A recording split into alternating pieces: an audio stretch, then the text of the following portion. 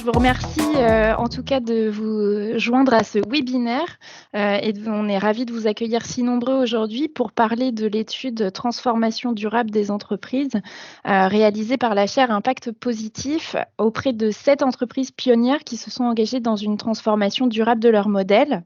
Donc pour me présenter rapidement, je suis Ameline Bordas, je suis chef de projet études et recherche au sein de la chaire Impact Positif d'Audencia et j'animerai aujourd'hui ce webinaire. Par contre, je vais vous demander à tous de couper vos micros lorsque vous ne prenez pas la parole, parce que sinon, ça va faire des échos. Je vous remercie. Et si vous voulez couper vos caméras, vous le pouvez aussi pour limiter la bande passante sur le webinaire.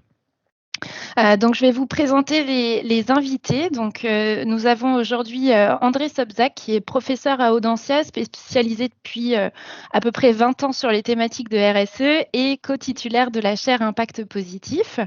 Nous avons également à nos côtés Jean-Pierre Lambollet, qui est partenaire de la chaire pour cette étude et qui est associé au sein de Nao Consulting.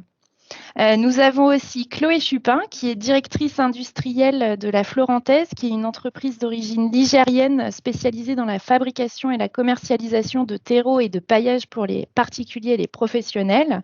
Et également Rachel Colbé, qui est directrice RSE d'Invivo Group, directrice aussi d'Invivo Foundation, qui est une union nationale de coopératives agricoles françaises. Donc, juste pour vous informer, vous pouvez poser toutes vos questions via le chat. On pourra y répondre à partir de 12h30. Et puis, si vous le souhaitez, sur la fin, vous pourrez aussi utiliser l'option « Lever la main » si vous souhaitez intervenir. Déjà pour introduire ce webinaire, André, est-ce que vous pouvez nous présenter le projet d'étude qui a été mené par la chaire Impact Positif? Oui, bonjour à toutes, bonjour à tous. Donc, au sein de la chaire Impact Positif d'Audencia, nous avons pour objectif de développer des recherches qui sont utiles, donc qui répondent vraiment à des problématiques concrètes des entreprises. Et on avait envie en fait de regarder comment concrètement les entreprises sur notre territoire et au-delà se transforment leur business model, leur stratégie, c'est-à-dire qu'ils ont mis en place des démarches RSE pas séparées en fait du business model, de la stratégie de l'entreprise, mais au contraire au cœur.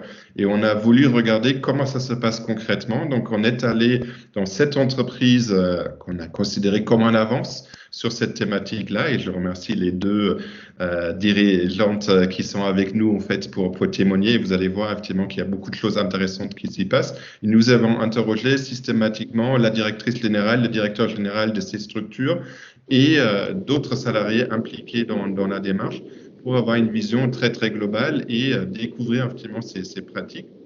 C'était vraiment très enrichissant pour nous. Et si on a trouvé qu'il n'y a pas un modèle unique sur la manière de se transformer et que ça dépend beaucoup de la structure de l'entreprise, sa taille, son secteur d'activité, il y a quand même un certain nombre de leviers communs en fait qu'on a pu découvrir, un certain nombre de questionnements communs que toutes les entreprises effectivement se sont posés et qu'on va partager et illustrer à travers les témoignages aujourd'hui. Donc, vous pouvez évidemment trouver cette étude sur le site internet de la chaire Impact Positif pour la regarder en totalité. Super, merci André. Ce qu'on s'est dit aujourd'hui, notre parti pris, c'était de laisser une large place aux entreprises qui ont participé à l'étude. Donc, on va laisser à la fois Chloé et puis Rachel parler de la démarche de transformation des entreprises qui ont été menées. D'abord, on va se concentrer sur la Florentaise. Donc, comme je le disais, Chloé est directrice industrielle du groupe et ce groupe est spécialisé dans la fabrication et la commercialisation de terreau et de paillage pour les particuliers et les professionnels. Vous êtes leader français sur la marque distributeur de vos clients. Et pour donner quelques chiffres clés, ce qu'on a retenu, c'est 200 salariés répartis sur 10 sites en France et puis un chiffre d'affaires de 53 millions d'euros en 2019. Et ce qui est remarquable au sein de la Florentaise, c'est que vous avez une croissance rapide de ce chiffre d'affaires avec 10% par an. Je vous laisse présenter mieux que moi le groupe. Merci Améline. Bonjour à tous. Donc effectivement, l'entreprise florentaise a été créée par mon grand-père, Jean Chupin, dans les années 70. On avait comme métier d'origine l'extraction de sable en Loire, à Saint-Florent-le-Vieil, à côté d'Ancenis, d'où vient le nom florentaise. Et en fait, mon grand-père est décédé prématurément, ce qui a forcé mon père à 20 ans à reprendre l'entreprise.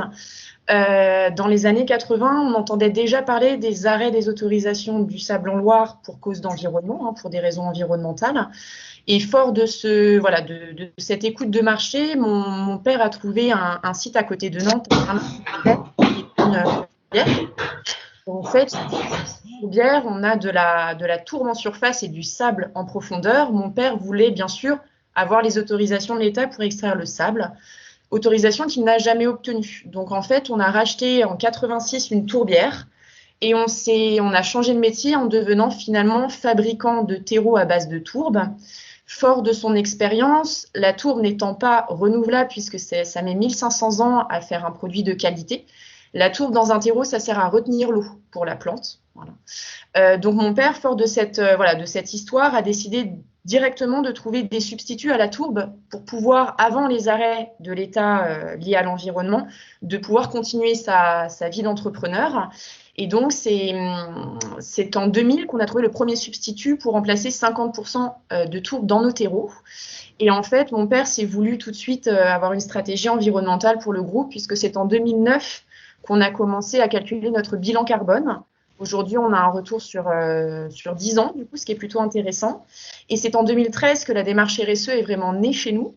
Et donc, du coup, en 2015, juste après, on a trouvé le substitut qui remplace 100% la tourbe dans nos terreaux. Et fort de cet impact, on s'est dit comment faire plus pour l'environnement et nos clients. Et bien, si on a choisi la stratégie du multisite. Donc, on s'est implanté dans 8 régions de France pour pouvoir en fait aller chercher nos matières premières au plus près et livrer nos clients également à moins de 200 km, ce qui nous permet d'afficher aujourd'hui une réduction carbone de notre bilan carbone, de nos émissions de 24% en 10 ans, sachant que le transport est la première part. Et donc, effectivement, comme le disait Ameline, on est dans une entreprise qui a une énorme croissance, plus de 10% par an, et qui continue à s'accélérer avec la nouvelle tendance du jardinage liée avec le confinement, évidemment. Donc, c'est très positif et ça continue dans le bon sens. Voilà. Merci pour cette présentation, Chloé. Donc, j'ai une question à vous poser. C'est ce qu'on voit en fait à travers l'étude, c'est que le changement des comportements des consommateurs est assez long. Vous avez développé un produit qui permet de se substituer au moins en partie à la tourbe. Comment est-ce que vous vous y prenez pour justement accélérer la transition vers des produits plus durables ? Alors nous, on a 2 types de clientèle. Donc, on travaille essentiellement pour le grand public. Donc là, on va retrouver nos clients alimentaires et jardinerie comme Truffaut, Système U, Leclerc, où eux fonctionnent par système d'appel d'offres. Donc là, on a un gros travail pour les convaincre de changer leur formulation de terreau afin d'intégrer des produits plus verts, plus respectueux de l'environnement. Ici, on commence à avoir de la part de nos clients des vrais changements, des vraies demandes. Ils modifient leur appel d'offres pour qu'on puisse, nous, en tout cas, y rentrer et répondre à leurs problématiques. Et ensuite, on a le secteur du professionnel qui représente à peu près 40%, où là, on vend notre terreau pour les producteurs de plantes qui eux-mêmes revendent leurs plantes aux clients en grande distribution. Et donc là, il y a un vrai enjeu un peu plus difficile à capter, puisqu'en fait, si le terreau est de mauvaise qualité, le producteur de plantes peut tout perdre et donc il y a un fort enjeu. Et là, on se retrouve à essayer de les convaincre de changer radicalement leur système de production. Mais la peur du changement est un vrai frein et nos enjeux, on sait qu'il est là. Parce que c'est vrai que pour le grand public, le client final, c'est le particulier. Voilà, il a la main verte ou pas. Il y a peu d'enjeux en termes de... Voilà, si la plante ne va pas jusqu'au bout, on ne va pas forcément accuser le terreau. Que le professionnel, tout de suite, c'est la première chose à mettre en question. Donc, on met en place notre stratégie environnementale et on essaye de convaincre le client que environnement et compétences économiques, ça fonctionne. Merci. Et justement, est-ce que vous pouvez nous donner un exemple précis d'une démarche partenariale, je dirais, pour accompagner les professionnels dans cette transition ? Effectivement, donc en interne, depuis 2012, on a intégré un centre R&D en interne où on a 8 ingénieurs présents sur site et en fait on fait des essais de comparaison de nos terreaux sur des conditions professionnelles à grande échelle pour pouvoir faire venir nos clients professionnels chez nous et leur prouver que grâce à notre terreau, ils auront un résultat de culture concluant et qui répondent à leurs demandes. D'accord, merci. On va passer à Rachel. Après, on pourra échanger plus tous ensemble. Donc, Rachel, vous êtes directrice RSE du groupe InVivo et également directrice d'InVivo Foundation. Vous êtes, comme je le disais tout à l'heure, une union nationale de coopératives agricoles françaises et vous rassemblez environ 200 coopératives agricoles. Pour donner quelques chiffres clés, donc vous avez plus de 5300 collaborateurs qui sont répartis dans 4 grands business, donc l'agriculture, le vin, le retail, négoce de grains et de céréales. Et pour parler de chiffre d'affaires, vous êtes à 5,2 milliards d'euros en 2019. Donc un peu sur le même principe qu'avec Chloé, est-ce que vous pouvez nous présenter de manière plus précise le groupe, s'il vous plaît? Oui. Donc oui, avec plaisir. Donc bonjour à tous. Déjà, effectivement, le plus important, c'est de dire que InVivo est effectivement une union de coopératives agricoles françaises. Et donc, par ce fait, ce qui est peut-être le plus important, c'est que nous avons adopté une raison d'être qui est d'accompagner la transition agricole et alimentaire, et ce, avec des solutions qui sont innovantes et responsables.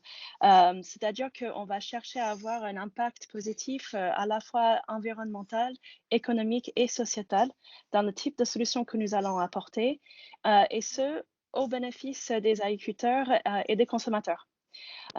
Et donc, on essaie d'être vraiment la fer de lance d'ailleurs de cette agriculture durable française aussi dans le monde.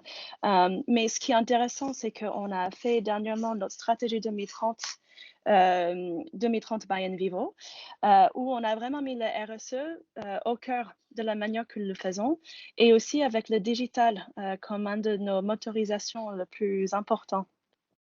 Et c'est ce qui nous permet du coup d'établir une politique RSE qui est basée sur comment on impulse un impact positif dans nos activités, mais surtout permettant nos coopératives et les agriculteurs avoir eux aussi un impact positif, d'arriver à un agrosystème qui est résilient de la ferme à la fourchette, on va dire, farm to fork, mais avec quand même une attention très particulière à l'économie et le modèle économique, parce que parfois en agriculture, on a un peu de confusion par rapport à ce qui est d'ores et déjà réalisable ou pas.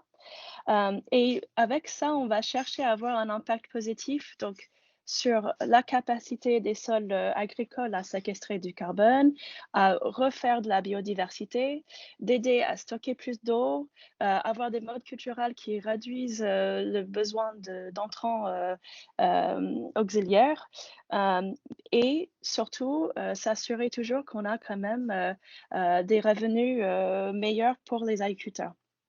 Donc ça, voilà, c'est notre entreprise. Très bien, merci beaucoup. Donc, comment est-ce que vous faites pour faire adhérer autant de parties prenantes à la fois internes et externes à cette démarche de transformation? Oui, donc effectivement, je pense ce qui est intéressant dans cette étude, c'est de vraiment prendre en compte qu'il en faut finalement toutes les parties prenantes qui doivent être prises en compte. Et donc, je dirais que le premier parti pris que nous avons pris depuis l'arrivée de notre directeur général actuel qui est arrivé en 2013, il a toujours eu une attention particulière pour co-construire. Et donc, au fur et à mesure, d'ailleurs, on arrive à de mieux en mieux prendre en compte vraiment la voix de nos collaborateurs qui sont sur les différents maillons aussi de la chaîne, finalement, et en contact avec différentes parties prenantes. Donc, on a un dispositif qui s'appelle Collab, où les collaborateurs peuvent vraiment participer dans l'élaboration de ce que nous faisons. Mais on le fait aussi évidemment avec l'externe et puisque j'ai insisté sur le fait qu'on soit une union, en fait, nos administrateurs sont des coopératives. Et donc, en fait, quand on est interne et externe, en fait, tout ça, c'est un petit peu perméable. Donc, systématiquement, les coopératives sont très impliquées dans tout ce qu'on décide de faire, y compris donc dans leur fonte des offres à impact positif sur lesquelles on travaille beaucoup. Mais on prend aussi en compte évidemment les parties prenantes extérieures, parce que nous savons maintenant qu'on essaie d'appliquer en fait une approche de plus en plus écosystémique de chaîne de valeur, où on se rend compte que c'est aussi avec des bonnes ententes et un partage de vision finalement des uns des autres qu'on va arriver à avancer. Donc, ces co-constructions, ça fonctionne aussi parce que ça nous permet d'avoir une sorte de reality check constamment, parce que ce bout de réalisme, finalement, c'est super important. Bien sûr, il nous faut une vision partagée où on arrive finalement à tous se mettre derrière un boussole commun, à nouveau avec les différentes parties prenantes. Mais si on n'a pas aussi une meilleure compréhension de ce qui sont les attentes, les besoins, on ne peut pas finalement accompagner correctement et on ne peut pas s'assurer que finalement on réunit les différentes exigences pour qu'on ait un modèle viable. Et donc, si je prenais un exemple concret, clairement, dans cette transition, on cherche à accompagner une alimentation qui est saine et durable avec les 5 objectifs que j'ai cités tout à l'heure dans cet agrosystème résilient. Ce qu'on voit, c'est qu'on a absolument besoin de la mesure, de l'évaluation et le partage d'informations. Sans ça, on ne peut pas avoir une juste rémunération parce qu'on ne se rend pas compte le coût des choses. On ne peut pas avoir une bonne distribution de la valeur entre les différents acteurs et qui a apporté quoi. Et puis, on se coupe aussi de la possibilité de créer une émulation pour que même si au départ, il y a certains pionniers qui prennent le premier pas, Chloé en parlait tout à l'heure, souvent il y a des premiers qui vont adopter, mais ça ne veut pas dire qu'après on arrive dans une vraie masse. Donc, on a besoin de pouvoir partager pour que d'autres voient la démonstration de l'intérêt d'y aller et que s'ils y vont, finalement, les risques sont un minimum maîtrisés. Et donc, on est toujours en train de mettre en place, en fait, finalement, ces approches prennent du temps. Mais on a, par exemple, une plateforme qui s'appelle AgriProgress, où on arrive à la fois accompagner, en fait, la démarche de progrès qui va être adoptée par un agriculteur donné, et où on va avoir un différent niveau d'agglomération des données pour que finalement l'agriculteur, lui, va avoir un vrai outil qui lui permette de voir son progrès au fur et à mesure. Et donc, il peut avoir vraiment ce pilotage, lui, à sa disposition, la coopérative aussi, pour mieux l'accompagner, lui. Mais derrière, il y a aussi les industriels qui vont avoir une autre vision, bien sûr, des données consolidées pour ne pas trahir la propriété des données, mais où eux aussi, ils prennent connaissance de la manière que cette démarche de progrès est en train de s'améliorer. Et ce, jusqu'au consommateur, que lui aussi, il veut avoir plus de traçabilité, il veut être assuré par rapport à l'origine ou les conditions de production des choses qu'il va choisir d'acheter. Et donc, on met ce dispositif en place avec, par contre, en doublon, aussi une approche vraiment de conduite de changement où on crée des conditions pour que les agriculteurs ils puissent tester des choses, en parler entre eux, pour que derrière aussi, il y a vraiment ce dose de pragmatisme, d'empiricisme qui est important pour que chacun derrière lui, il va avancer à sa manière et néanmoins canaliser quand même avec des objectifs communs. Très bien, merci. Si on avait plus de temps, je pense qu'on pourrait vous poser plein de questions à la fois à vous et à Chloé. C'est assez passionnant. Mais du coup, j'aimerais laisser la parole à nos 2 experts qui sont André et Jean-Pierre qui ont participé à l'étude. Et du coup, j'aimerais savoir ce que ça vous évoque, ces 2 témoignages. Qu'est-ce que ça éclaire, ça contredit ou ça illustre par rapport à l'étude. Alors, je ne vous vois pas, mais André ou Jean-Pierre? Vas-y Jean-Pierre, je te laisse commencer. Bon, alors je commence. Bonjour tout le monde. Oui, mais en fait, c'est deux entreprises donc, sont à la fois très semblables et très différentes. Elles sont toutes les deux sur le secteur agricole. Alors, elles ont des activités plutôt en B2B. Elles ont cependant effectivement des différences importantes. Une est plutôt monoproduit, l'autre est plutôt multiproduit avec un portefeuille d'activités assez composite.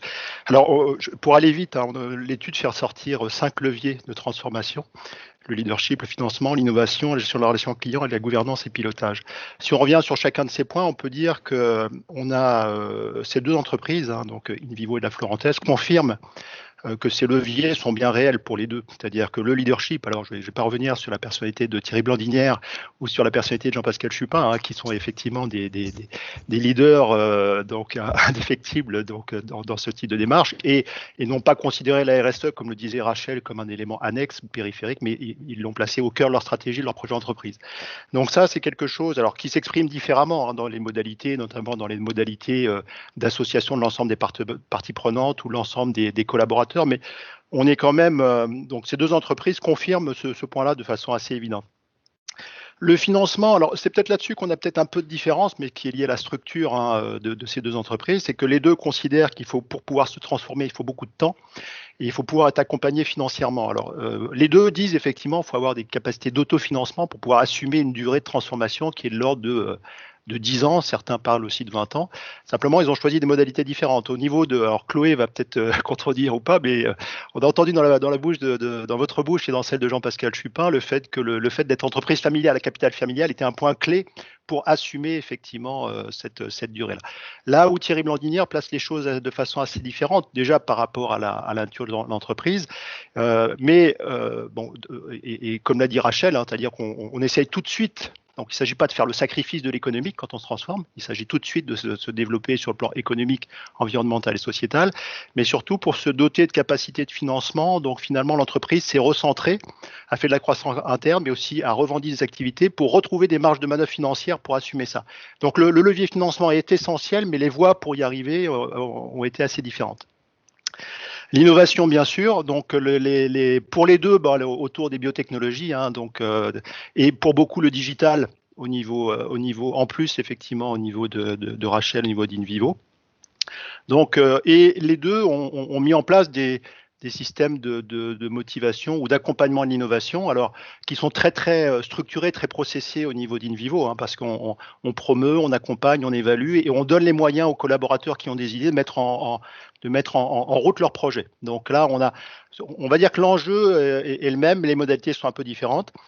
Gestion de la relation client, même enjeu de chaque côté, un gros enjeu de conduite du changement, même si au niveau de La Florentaise, on a des solutions et un modèle économique avec les solutions de terreau avec fibre. On s'aperçoit que c'est pas parce que ça a les mêmes fonctionnalités et le même coût que pour autant c'est facile. Donc les résistances et les gens qui sont les sectaires du terreau, effectivement, ont du mal à être convaincus. Donc là, il faut un peu de temps. Et je dirais que les modalités au niveau du secteur agricole, on est encore dans du B2B avec coopérative de coopérative au niveau d'InVivo. Il y a un gros travail d'expérimentation, de démonstration, d'accompagnement et de prosélytisme, mais qui est très long. On rappelle qu'il s'agit d'une coopérative de coopératives qui représente plus de 50% des agriculteurs. Donc c'est très lourd, mais beaucoup d'engagement pour le faire. Et enfin, le dernier levier, je m'arrêtais là, gouvernance et pilotage, bien entendu. On le voit avec Rachel, avec Chloé, la RSE au cœur de la gouvernance de l'entreprise, au cœur du système de décision. Rachel est, je crois, à cheville ouvrière du projet stratégique, on peut le dire, avec tout un travail de déclinaison des orientations et des indicateurs, avec un gros enjeu sur la problématique de la mesure. On l'a vu sur InVivo, vous l'avez rappelé tout à l'heure. Donc en synthèse, je dirais qu'on a les mêmes enjeux, simplement les modalités d'application sont assez différentes. Et qui sont liées de fait à la structure même de l'activité de ces deux entreprises. Je te laisse la main à André. Oui, beaucoup de choses ont été dites. Effectivement, ce que je trouve assez intéressant, c'est que on voit bien aussi le rôle du leadership vraiment en fait dans ces deux entreprises en fait, avec des dirigeants effectivement qui ont eu cette vision en fait de dire il faut se transformer, même si peut-être le marché n'est pas encore tout à fait prêt en fait. Donc ça, ce que je trouve assez intéressant, ne pas hésiter en fait à se dire de toute façon, dans 10 ans, dans 20 ans, on ne pourra pas continuer à exister tel qu'on est aujourd'hui. Il faut qu'on se transforme, il faut qu'on anticipe, parce que de toute façon, les consommateurs vont être prévenus, parce que peut-être la législation sera CSI, et donc cette prise de risque que je trouvais assez intéressant et qui permet en fait finalement de fédérer aussi derrière en fait les différentes parties prenantes, notamment les salariés qui évidemment vont se retrouver aussi dans ce type de projet, les fournisseurs, d'autres acteurs aussi. Donc même si c'est pas simple, en fait, je trouve que c'est aussi pour ça en fait qu'on a décidé en fait d'inviter Rachel et Chloé en fait pour donner envie aussi à d'autres entreprises de se dire ben voilà, c'est pas si simple que ça. Et de l'autre côté, effectivement, comme cela a été très bien dit, bah, peut-être aussi interpeller chacun de nous, en fait, en disant bah, il faut aussi qu'on accompagne du coup ces entreprises qui prennent des risques. Sans forcément dire en fait que toutes les entreprises effectivement peuvent être parfaites sur tous les enjeux. Il y a vraiment aujourd'hui une vraie volonté de beaucoup d'acteurs qui veulent se transformer, en tout cas les entreprises qu'on a intégrées dans notre étude. Et quelque part, c'est un peu dommage que peut-être effectivement parfois certains consommateurs individuels ou entreprises aussi en fait qui peuvent être vos clients hésitent encore et se disent effectivement est-ce que c'est vraiment le moment? Est-ce que parfois je vais aussi payer un peu plus cher parfois le produit ou le service effectivement qui est proposé, et même si d'ailleurs en fait le coût n'est pas forcément toujours plus important, bah, il y a des habitudes aussi des uns et des autres. Donc c'est ça aussi qu'on voulait souligner avec notre étude sur la transformation, que ça dépasse finalement l'entreprise. Et là aussi en fait les deux cas montrent bien que bah, vous essayez en fait de faire bouger tout l'écosystème. Et vous avez effectivement ce rôle-là.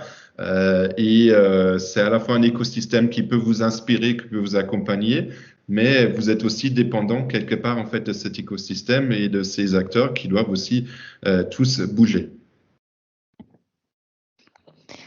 Eh bien, merci Jean-Pierre et André pour ce point de vue et cet éclairage. Est-ce que Rachel ou Chloé, vous souhaitez rebondir sur ces deux interventions? Oui, mais Chloé, peut-être d'abord. Oh bah merci Rachel. Effectivement, la prise de risque, c'est quelque chose de clé, c'est une notion clé. Nous, le premier substitut à la tourbe, on l'a quand même sorti en 2000. Elle connaît aujourd'hui un succès aujourd'hui. Ça a mis beaucoup de temps, mais pour autant, faut y croire. Faut y croire. Et puis, ce qui peut nous aider aussi et ce qui nous aidera pour tout ce qui est stratégie environnementale demain, c'est évidemment les choix de l'État, les choix de l'Europe à une autre échelle. Nous, ce qui nous a aussi motivés pour prendre ces risques-là, en Irlande, on entend déjà parler depuis les années 2000 de l'arrêt de l'utilisation de tourbes dans les terreaux. Donc, il fallait de toute façon inventer de nouvelles solutions. La Suisse en parle beaucoup plus que la France aujourd'hui. La France, on commence à en entendre parler. Mais voilà, c'est un vrai sujet parce que en extrayant de la tourbe, on détruit des zones humides qui contient 50% de la biodiversité mondiale. Et les zones humides dans le monde, ce n'est que 0,5% de notre territoire. Donc il y a un vrai enjeu derrière économique clé. Mais pour que le client change, pour qu'il comprenne que non plus il n'y a pas un coût derrière, il faut aussi passer par l'obligation. Mais en tout cas, le temps fait les choses et à force de rabâcher, comme quoi ça paye.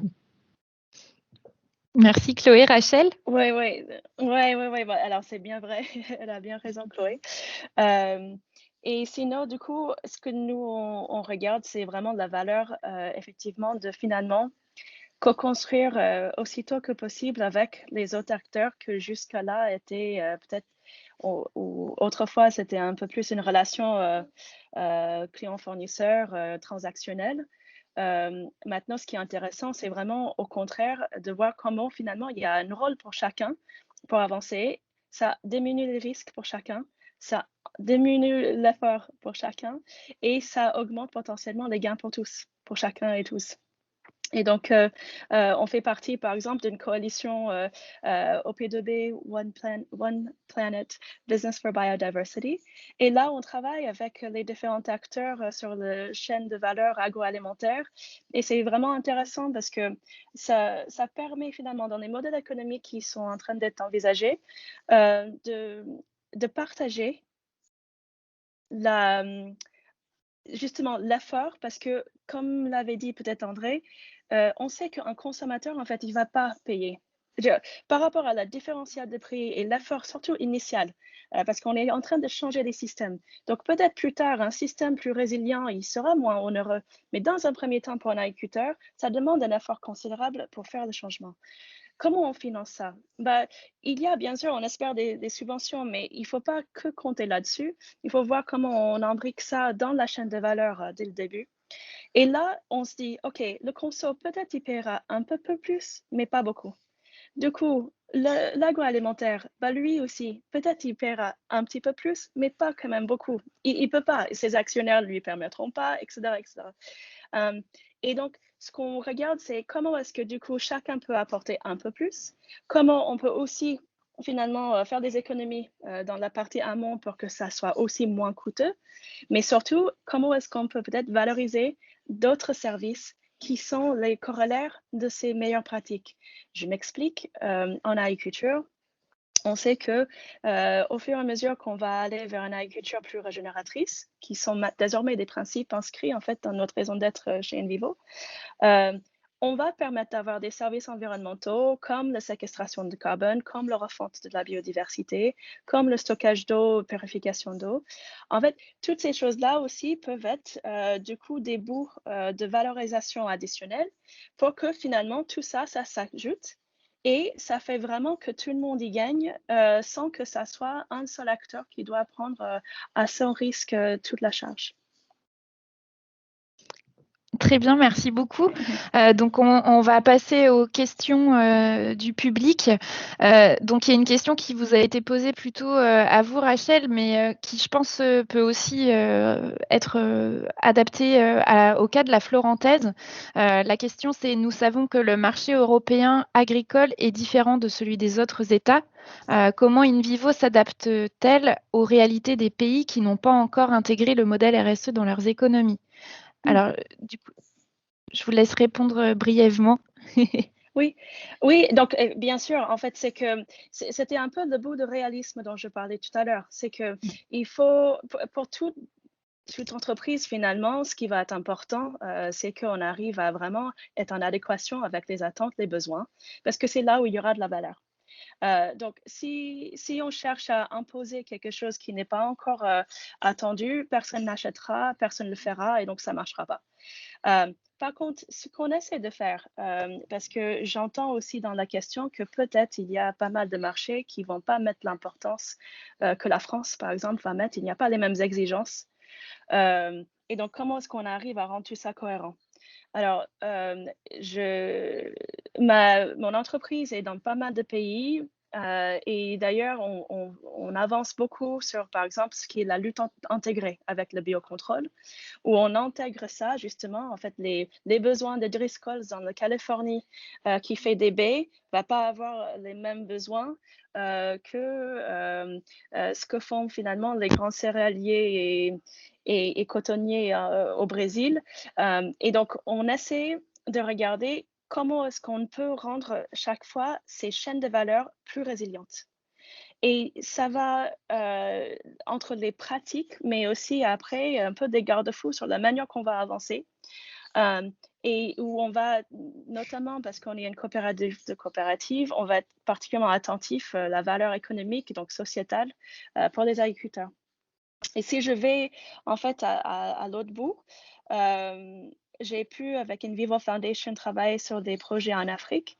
Et là, pareil, en fait, quand j'ai commencé à travailler sur ce type de projet, ce qui se faisait beaucoup à cette époque-là, c'était un peu du développement où on voulait un peu apporter des subventions, mais c'était jamais très clair. Et puis finalement, le vraie responsabilité, le vrai ownership n'était pas super bien établi. Et nous, tous les projets sur lesquels on travaille, idem. Chaîne de valeur. Comment on fonctionne pour que finalement, on arrive à créer des filières qui sont durables et qui font sens pour le marché. Et là, du coup, on va regarder comment est-ce qu'on est sûr que quand il y a, par exemple, je suis sur un projet sur le soja au Burkina Faso. Ben là, c'est très vertueux. On regarde comment est-ce que le marché du soja pour votre micro, Rachel, ça s'est coupé. OK, oui, pardon, c'était un double appel, ça, c'était pas bien. Donc, je vais essayer de raccourcir un peu. On essaie de regarder, donc déjà, le marché. On ne regarde pas qu'un seul marché, mais plusieurs débouchés pour être sûr que c'est robuste. On regarde aussi comment finalement le fait d'intégrer un protéique dans les rotations classiques de maïs et de coton qui sont plutôt mauvais pour le sol, qui demandent trop d'entrants, trop d'engrais, que finalement le fait d'intégrer le soja dans cette dynamique, en fait, environnementalement, ça va être plus intéressant et tout en étant sûr que ça crée aussi des marchés nouveaux et on essaie d'accompagner finalement la mise en commun, donc c'est cette approche écosystème, pour que tout ça, chacun s'y retrouve. Ça prend du temps, c'est difficile, mais en tout cas, je suis vraiment convaincue par la démarche. Merci Rachel. Chloé, je pense qu'il y a une question auquel ça serait intéressant que vous puissiez répondre. Donc c'est un commentaire à la base de Chantal, je crois qu'il y a eu une discussion dans la conversation. Mais en fait, la question amène à réfléchir en fait sur la réaction et sur la posture que doit avoir l'entreprise face à un client majeur dont on ne mesure pas qu'il est dans une démarche RSE. Alors désolé, la reformulation n'est pas très claire, mais du coup, c'est si vous avez un client qui n'a pas une démarche RSE adaptée, comment réagissez-vous? Alors, on a des clients effectivement engagés dans, par exemple, si on prend la partie grand public qui fait 60% de notre chiffre d'affaires, donc là, on va retrouver nos clients alimentaires et spécialistes jardinerie. La plupart d'entre eux se sont lancés déjà dans une démarche RSE. Il y a peut-être le sujet aussi communication autour de la RSE. On voit l'entreprise Leclerc, voilà, des gros de l'alimentaire qui se lancent dans ces démarches-là. Là, c'est tout facile de faire coller, nous, notre démarche à ce qu'ils souhaitent mettre en œuvre dans leur entreprise. Là où on va avoir plus de mal, c'est toujours au côté producteur, donc le côté professionnel, où là, effectivement, ce sont souvent des petites entreprises, des petits producteurs. Effectivement, la démarche RSE, ils le font au quotidien, mais le déclarent pas, en tout cas, comme être une entreprise RSE. Mais forcément, ces gens-là ont une valeur. Et ce qu'on se rend compte aussi, c'est que même sans démarche RSE, beaucoup d'entre eux pensent déjà à demain et l'avenir de leur société. Et ils savent très bien qu'ils touchent quand même au sol, à la planète. Il faut être vertueux, sinon ça s'arrête. C'est ce qu'on voit avec le monde agricole un peu aujourd'hui, la surproduction, la surpollution des sols et autres. Aujourd'hui, on subit ça. Mais comment faire pour que demain, ces marchés et ces secteurs soient plus vertueux? Il n'y a pas le choix de passer par des consommations plus engagées pour l'environnement, en tout cas plus respectueuses de l'environnement. Ok. Je ne sais pas si je réponds trop à la question de Chantal. Eh bien, je ne sais pas. Moi, ça m'a semblé clair, mais il y a une autre question sur la manière de réussir à aller plus loin pour devenir prescripteur vis-à-vis des concurrents. Alors, peut-être si André, ou alors je vous laisse naturellement prendre la parole pour celui qui est le plus à l'aise. Moi, je peux redire un petit mot si vous voulez. Avec plaisir. Donc effectivement, nous, on a ce côté prescripteur depuis le début. Dans les années 2000, quand on a breveté notre premier substitut, évidemment, on nous a rigolé au nez. Nous, on est face à des concurrents essentiellement étrangers, des très grosses entreprises. On est peu d'acteurs français et encore moins familiales. À fonds propres en tout cas. Et c'est vrai qu'on a ce rôle de prescripteur et aujourd'hui avec notre turbofib, donc le substitut breveté en 2015 qui permet de remplacer à 100% la tourbe, là aujourd'hui on vend nos produits à nos concurrents qui le revendent à leurs clients. On a une vraie plus-value ici parce qu'en plus nous on a breveté nos machines et donc du coup on va même aujourd'hui installer nos machines dans des pays étrangers. On a une présence internationale pour répondre au marché à chaque fois des pays en question. Mais c'est vrai qu'on a vraiment ce rôle auprès de nos concurrents, parce que de toute façon, tous ensemble, on est plus fort, on va plus loin. Hein. C'est la clé aussi, quoi. Il faut que ça change de toute façon. Moi, je suis convaincue que les entreprises qui ne changent pas dans un sens, dans une stratégie en tout cas environnementale, n'ont pas forcément un avenir éclairé, un avenir sur du long terme. Ok, merci. Oui, si je peux ajouter, donc effectivement, pour tout ce qui est nouveauté, finalement, effectivement, on a besoin un peu de concurrence pour que la filière se développe. C'est toujours une bonne signe si on arrive à entraîner les autres pour aller aussi là-dessus, parce que ça va développer l'offre, en espérant que c'est bien sûr face à quand même une demande suffisamment mature. Donc, je vois ça comme la cooptation et c'est plutôt positif.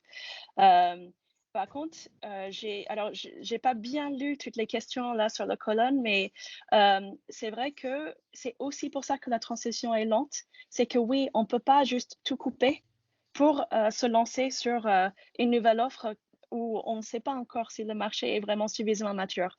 Surtout parce que dans les études, souvent consommateurs notamment, entre les déclarations et les réalités des actions, il y a encore toujours un décalage.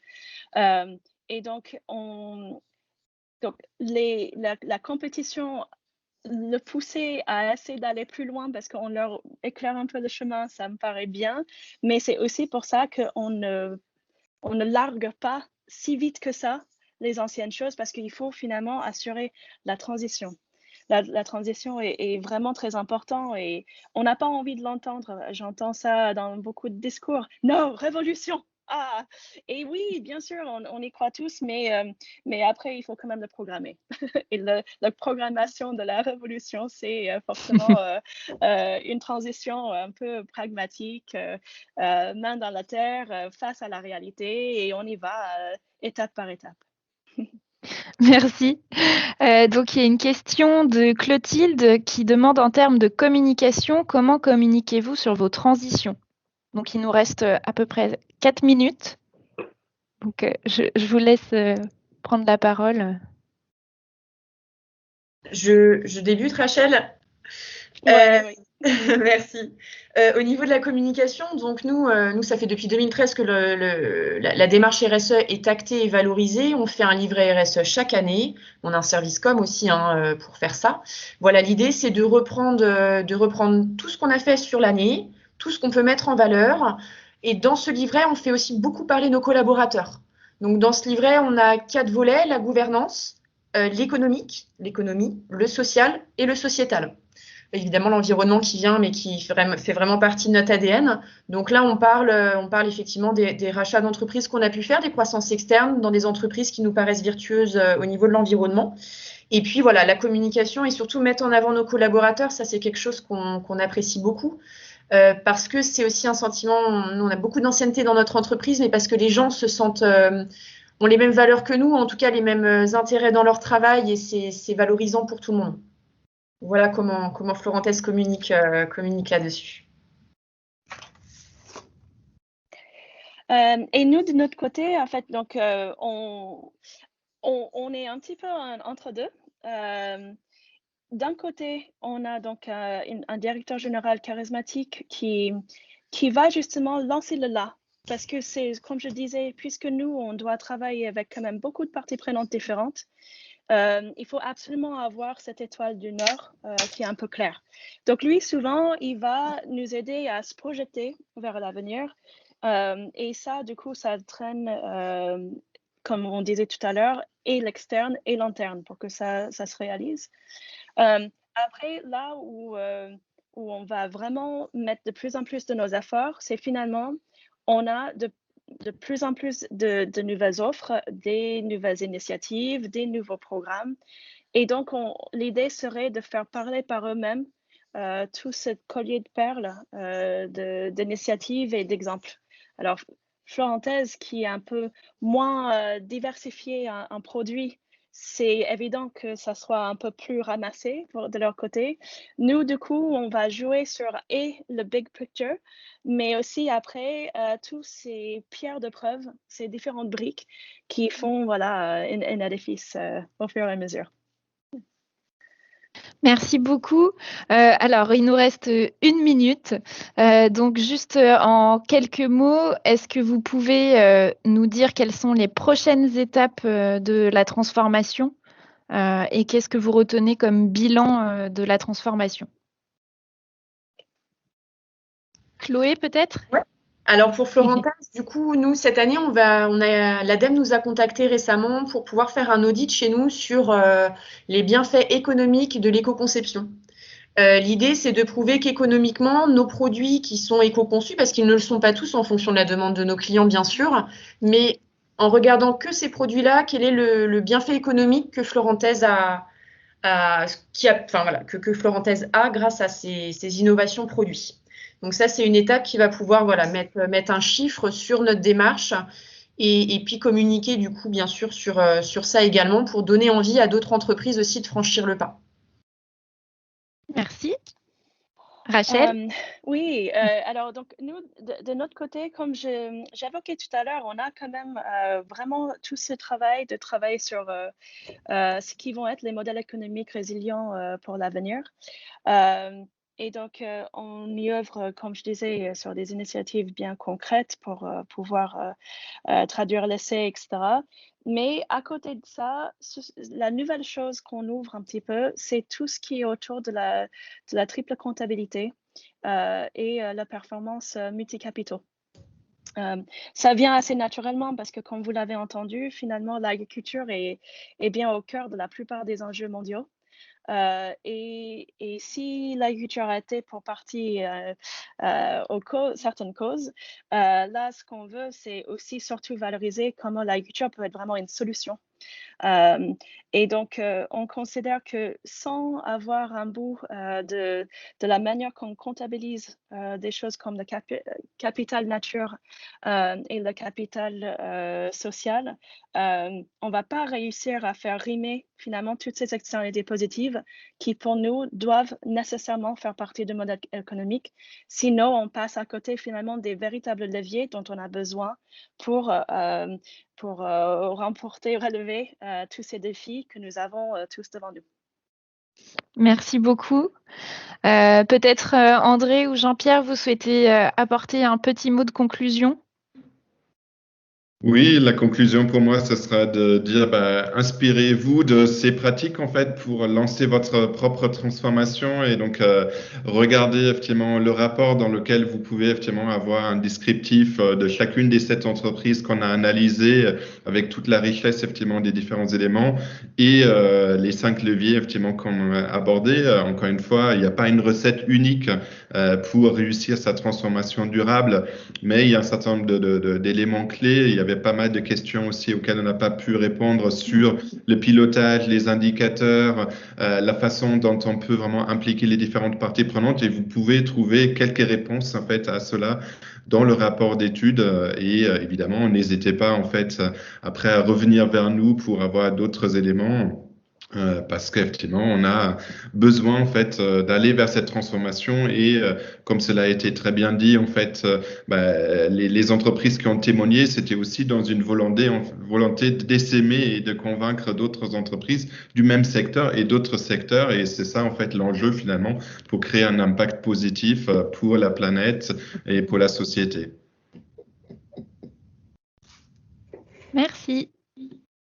Jean-Pierre, peut-être un petit mot, mais alors très très court. Non, je vois beaucoup de messages de remerciements, donc je me joins à ces remerciements. Merci aux invités. Merci à tous, c'est un réel plaisir d'animer ce webinaire et puis peut-être que vu le succès, on en fera un autre. Merci à tous. C'était un plaisir, merci à vous. Merci Amélie. Bonne journée. Au revoir. Merci, au revoir. Au revoir.